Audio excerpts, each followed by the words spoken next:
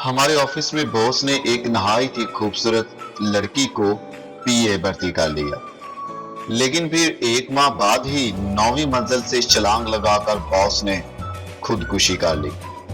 Police, office में इस वक्त कौन कौन था? पीए: जी, मैं थी। पुलिस: आखिर हुआ क्या था?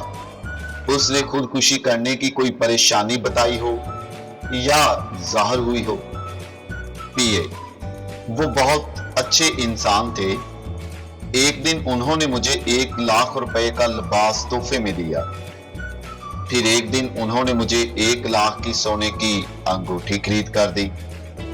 अभी 2 दिन पहले ही वो मेरे लिए 3 लाख की चेन लेकर आए थे। ये रही मेरे गले में। पुलिस: फिर? पीए: आज उन्होंने मुझे शादी के लिए भी प्रपोज किया कि तभी मेरे पापा का फोन आया। मैंने कहा, पापा जी, आप यहां होते तो देखते मेरे बॉस मुझे कितना पसंद करते हैं।